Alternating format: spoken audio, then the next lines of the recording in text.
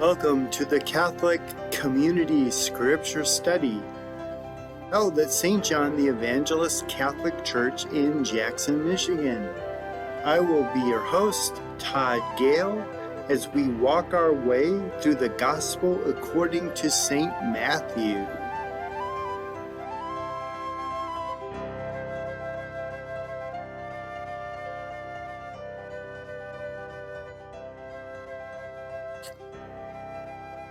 Hello, everyone, and welcome back as we continue our study of the Gospel of St. Matthew.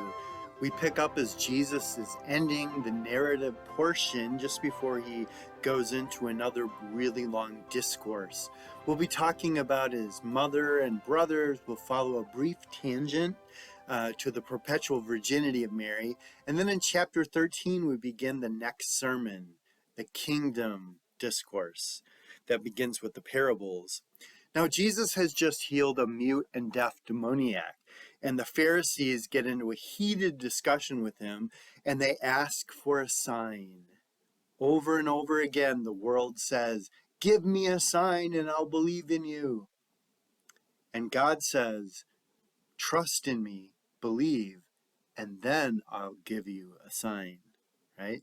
So we pick up in verse 43 of chapter 12, when an unclean spirit goes in and out of a man and comes back and everything's cleaned up and comes back with sevenfold more spirits, right? More demons, more wicked than himself.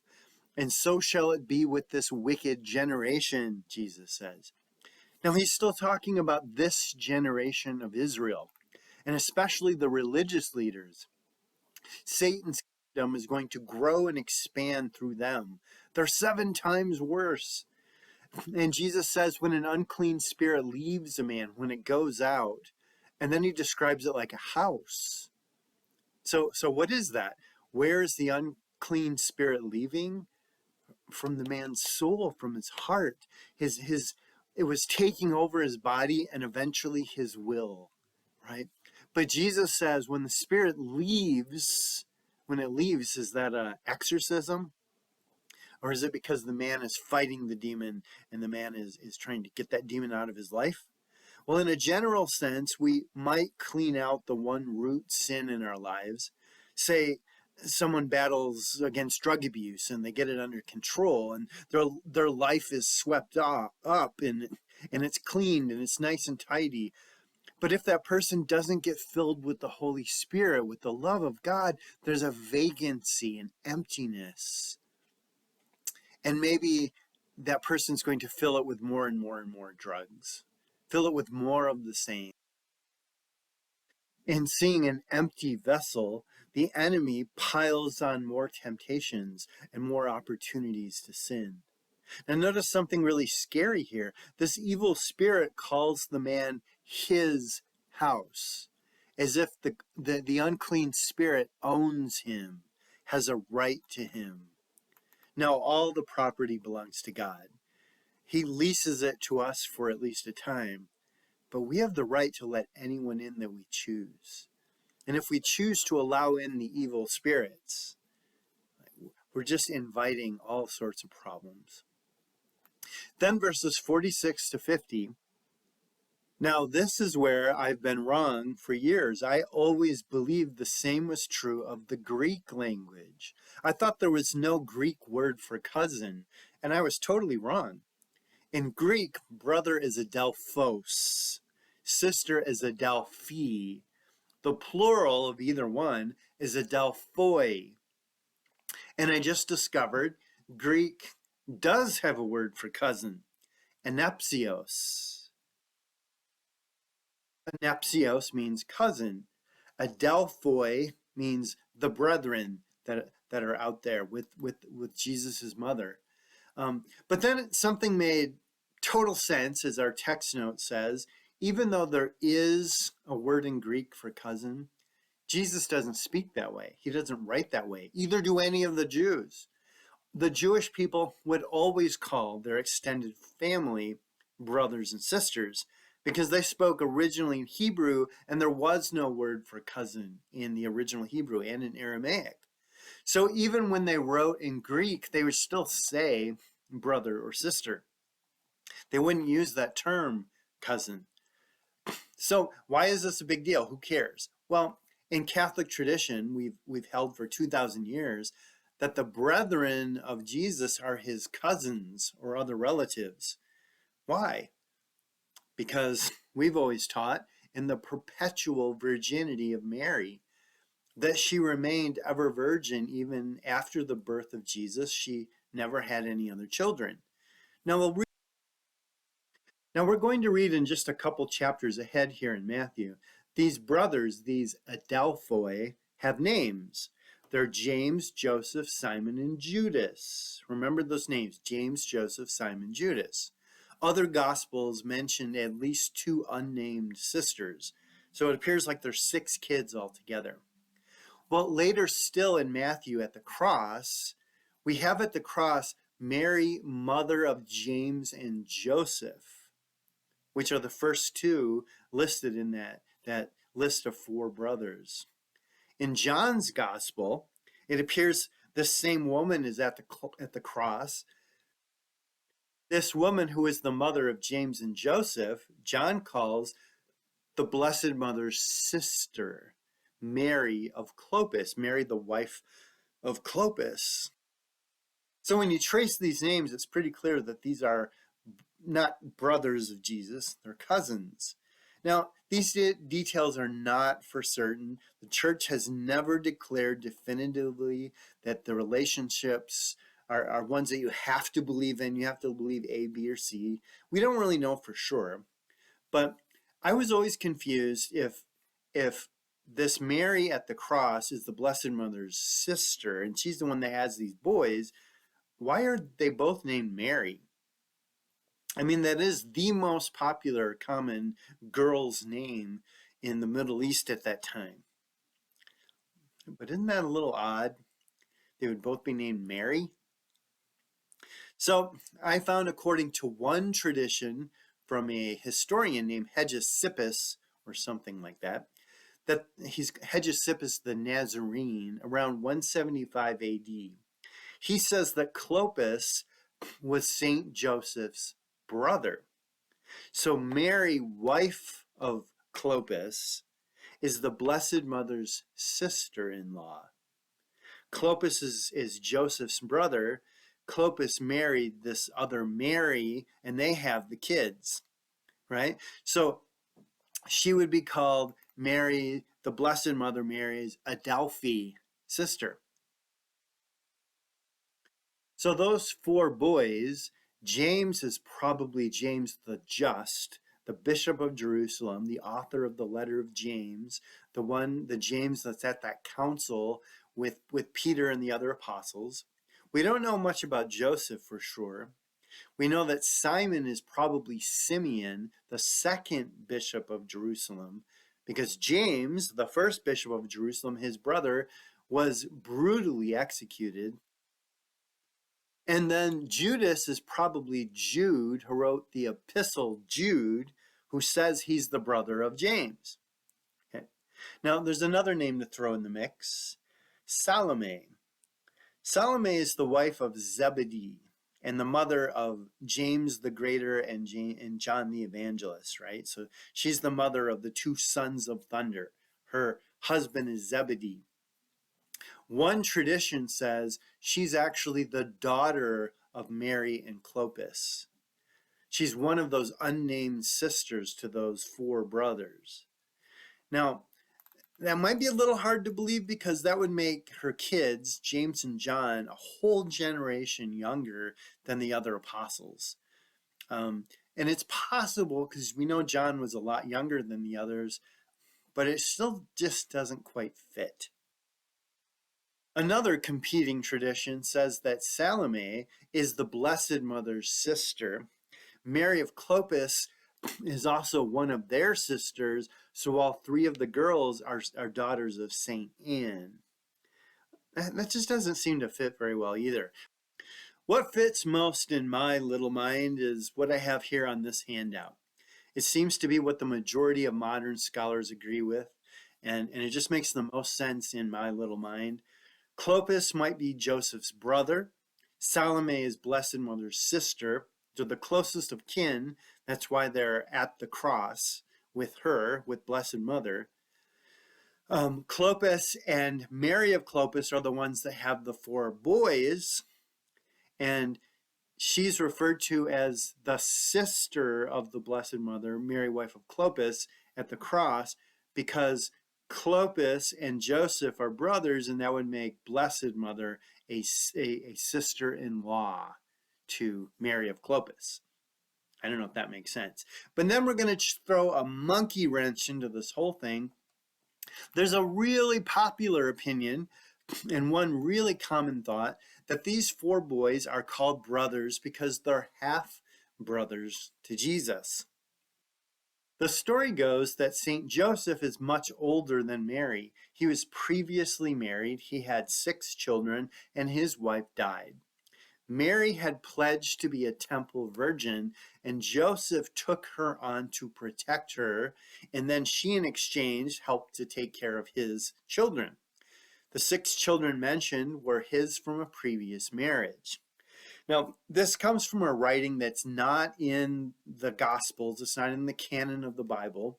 It's called the Proto-Evangelium of James, or the Gospel of James. Scholars believe this was written at the earliest about 120 AD. Now, even though it's a really old record, and even though I just have some problems with the idea that Joseph had all these other kids and was married before. Aside from that, though, this is the document where we get the name of Mary, Blessed Mother's parents. This is where we get the record that Mary herself was a Vestal Virgin that was kind of dedicated to God in the temple, right? So we do get a lot of other information out of this document, and so it's hard to pick and choose that, we believe one thing and not another. But if Joseph was really married twice, and if he was so much older, I've got a couple really huge questions. Why were none of the other kids mentioned in the census count when Joseph hauled the entire family down to Bethlehem for the census in Luke's gospel? Were they separated from their father when Joseph and Mary and Jesus fled to Egypt? Why were they never called Joseph's children? Were they already grown? Had they all passed away already? If they were really the half brothers, why wouldn't they take care of Mary when Jesus is dying on the cross and he gives Mary to the care of St. John the Evangelist? Also, if Joseph was an older guy, how in the world would he be able to travel so far and so swiftly?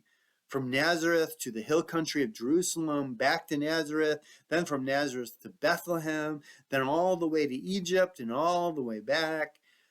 Any way we look at it, these relatives that are named in Matthew and in the other Gospels, when we trace their names, we're pretty darn clear these brothers are cousins, right? And in the end, does it really affect my salvation? We'll know someday, right? We'll know someday if this really matters. It does matter in the sense of what we believe about Blessed Mother being ever virgin. And that's way more than I'm willing to go into right now in this study. That's something you can look up online. You can ask St. Google all about that.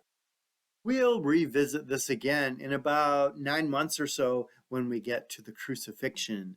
And we see once again Mary, wife of Clopas, that shows up at the cross. So back to the text. Jesus says, "Who is my mother and who are my brothers?"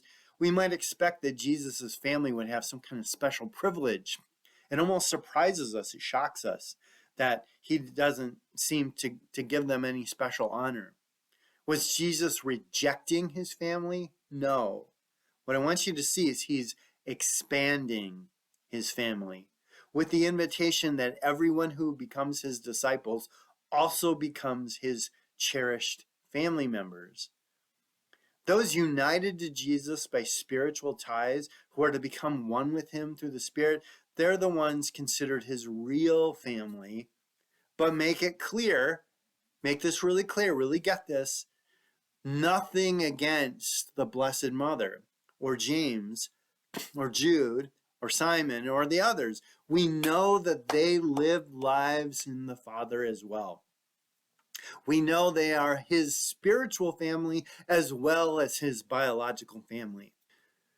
If anyone is united to Jesus in his mission, it is this list of kin, right? And especially his mother.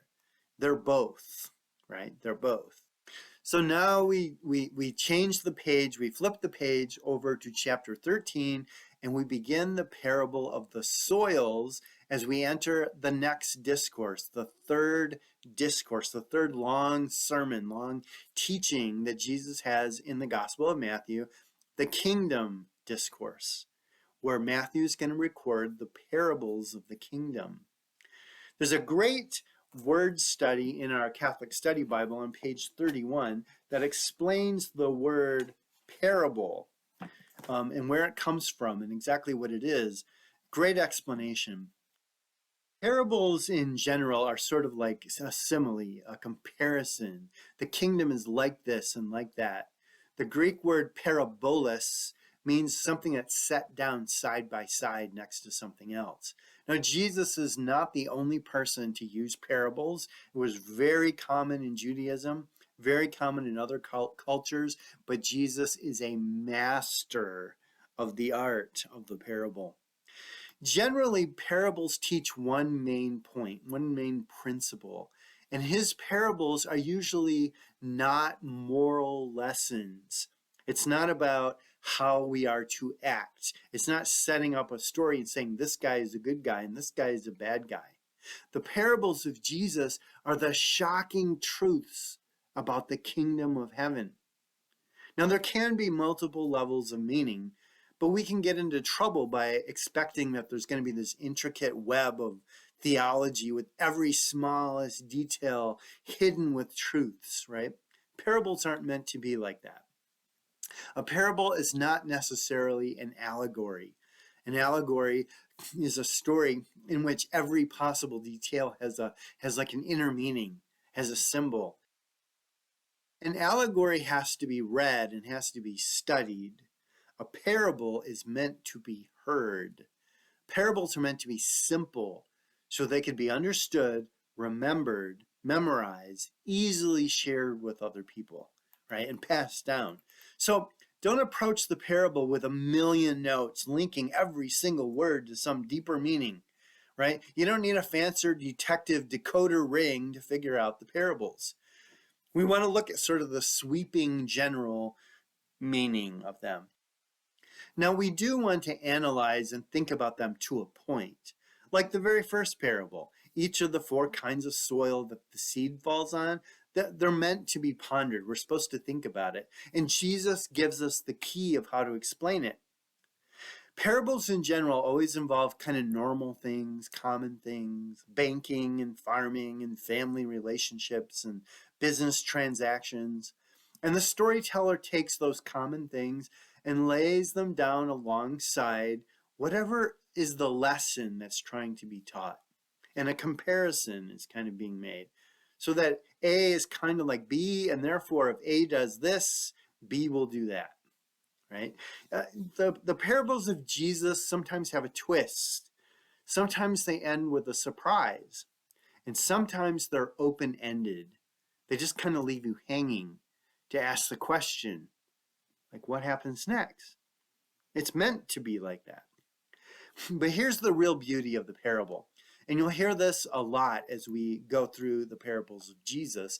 On one hand, the parables reveal the truth to those who can get it, to those who are open and willing to really chew on what it's saying. But on the other hand, the parable conceals the truth from those who don't get it.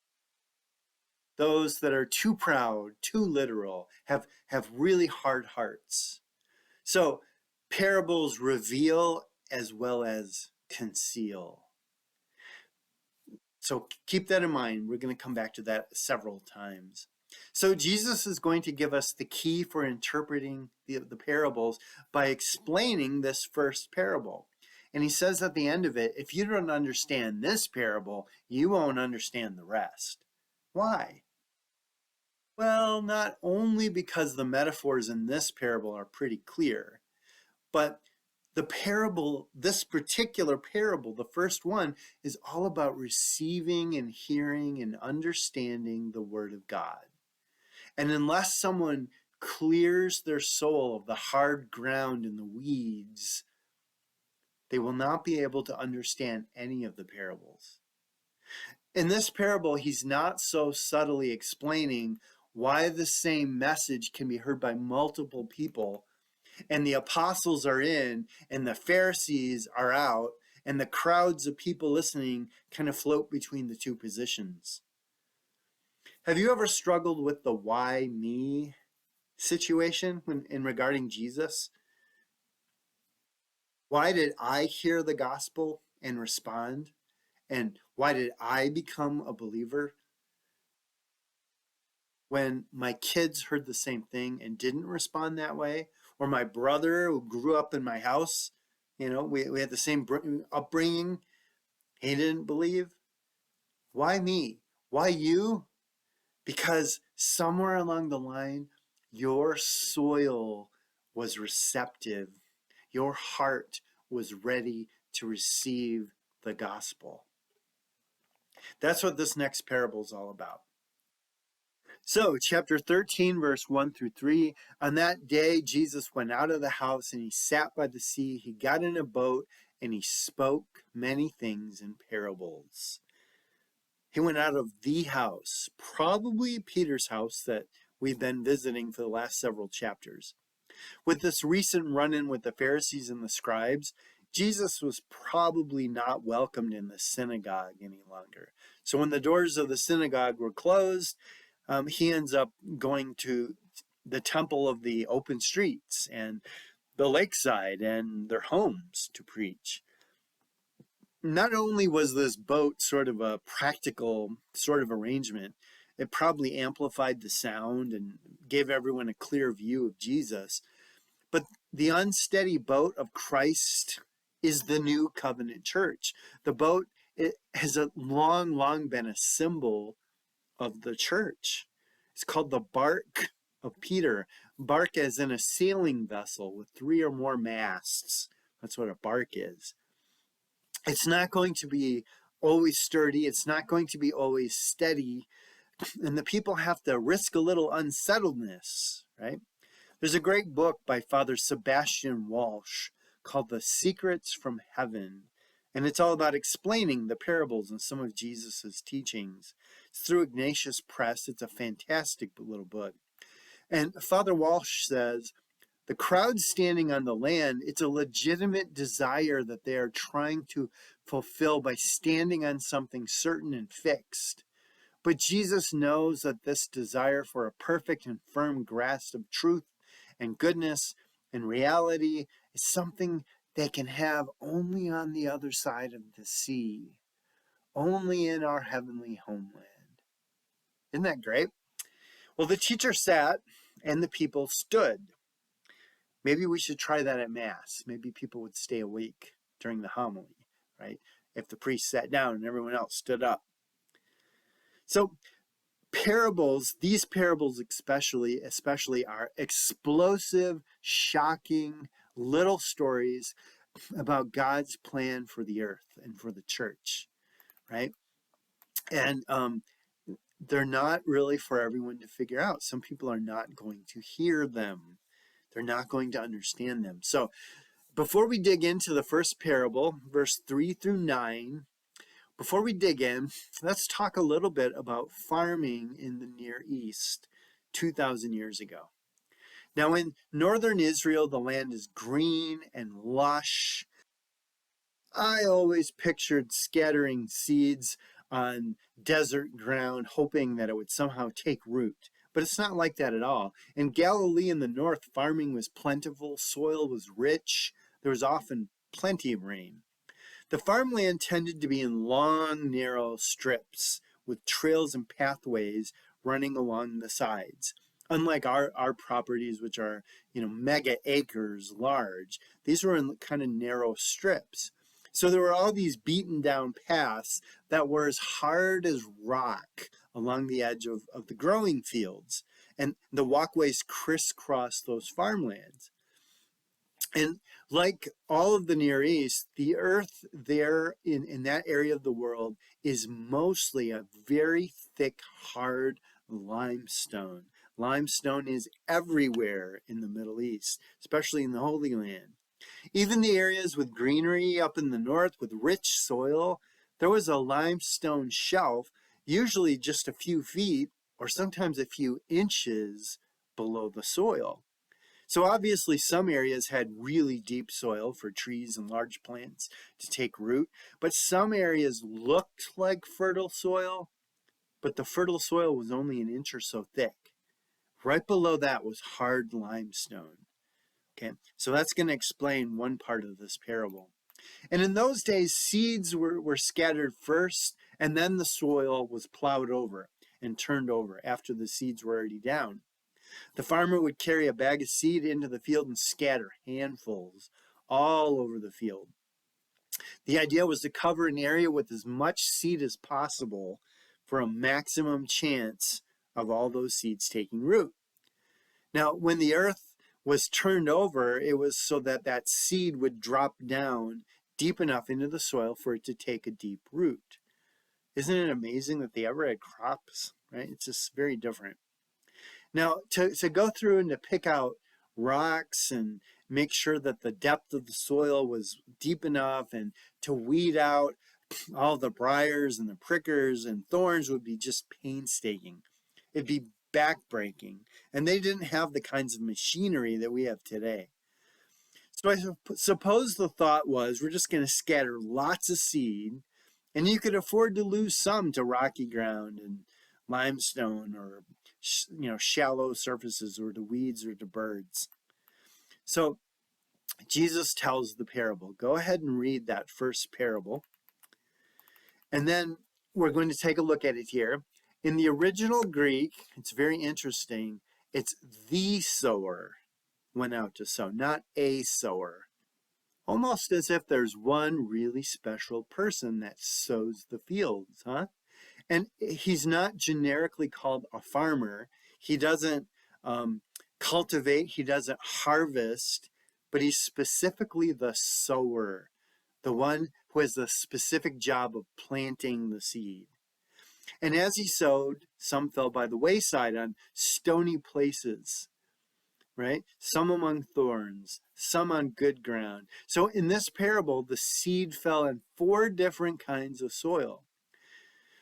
The wayside that it fell on, the pathway, was the path where people walked that went between those strips of farmland. And nothing could grow on those paths because it was stone hard.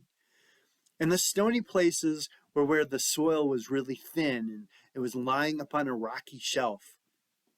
And this ground was the soil was just a little bit shallow and just a little bit deep, and the seeds might go down and they might start to germinate and they spring up because that little area of earth was probably pretty warm and it probably retained water good because it was so shallow, but the seed's unable to take root because of the rocky shelf right below it.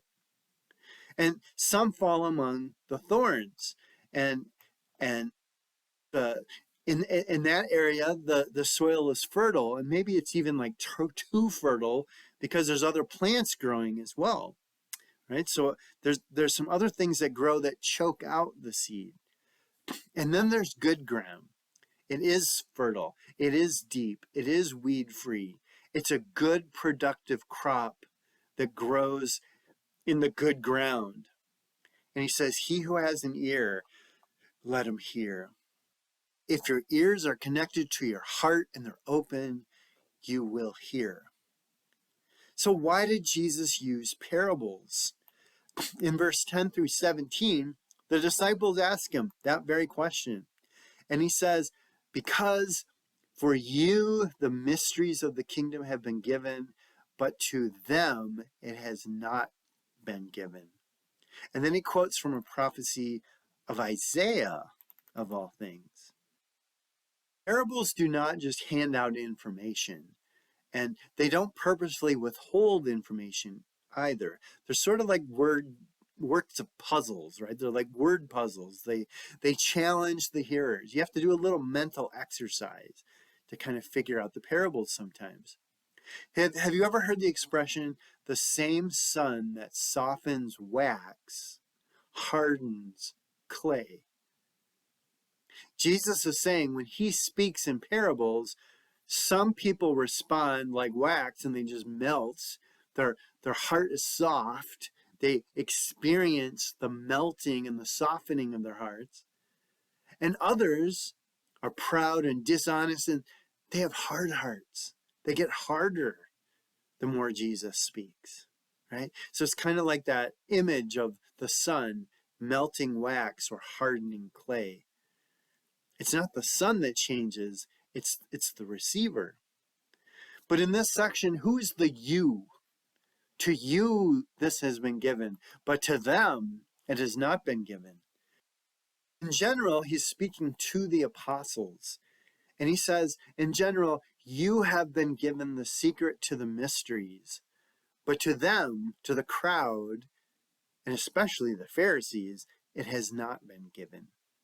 Now, one thing he is not doing here is he's not keeping the masses of lay people outside of the kingdom. He's not trying purposefully to keep them ignorant.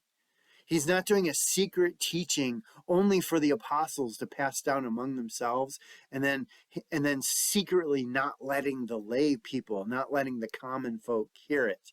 That's not what he's doing. He's setting up a hierarchy. He's setting up a system. You, apostles, it has been given the answer to these teachings and explanations, but it's been given to them first. Why? So they can take this and take it out to the masses of people, to the crowds, and they can explain it so that they can pass it on. The secrets are not being given to the apostles so they can just have this little holy huddle and look at each other and keep their secrets. It's given to them so they can go out and teach. And undoubtedly, some of the people of the crowd, some of the people who hear these parables do understand. Some of them do get it because some of them do have open hearts. And that's what this whole parable is all about. Some seed takes root and most seed does not. But the few seeds that do grow are going to grow into a super abundant crop. God gives his grace freely to everyone, and some people respond and some people do not. The apostles specifically have responded. They are following Jesus. They have chosen to be disciples. And the more they're with Jesus, the more they hear and the more desire and the more they will understand. And the opposite is also true with those who have closed hearts. And then Jesus gives this little prophecy of Isaiah that if it's not only a little weird, it's a little scary. This is in Isaiah chapter 6. It's a very famous chapter. You may know about this. It's when God calls Isaiah the prophet, and Isaiah sees a vision of heaven. And he says, I'm a man of unclean lips. You cannot send me. And God says, no, I do want to send you, Isaiah. I want to send you out to the people. And this is what I want you to tell them. And this is what Matthew quotes, the first marching orders that God gives to the prophet Isaiah. The idea is God is telling the people to listen, pay attention, open your eyes. Because right now, most of you do not open your eyes, and you will face catastrophe when the enemy comes. It's really chiding them. He's daring them to open their eyes, because in the end, God does want to heal them. He does want them to open their eyes. And Jesus is doing the same thing. Pay attention, because the people who do not listen are going to face a catastrophe when the enemy comes. Not only when Rome invades, and destroys Jerusalem again. Not only that, but also when hell invades. When you are facing the end of your life, there's going to be a catastrophe if you don't listen. Then he ends that blessed are you if your eyes do see. And blessed are you if your ears do hear. In light of this, those who do understand the parables of Jesus are genuinely blessed. This is a bad time for a break, bad time for a session to end, because we wanted to get into Jesus interpreting that particular parable, but that will have to wait till next time. So thanks so much for joining us. I hope you're enjoying this. I hope you're taking lots of notes, and I hope you're growing deeper and deeper in love with the Word. Amen. I love it so much, and I hope you do too. We'll see you next time. Thanks everyone for joining me. We really appreciate this. Goodbye. Thank you. God bless. See ya. Bye-bye. All right. Cool. Thanks.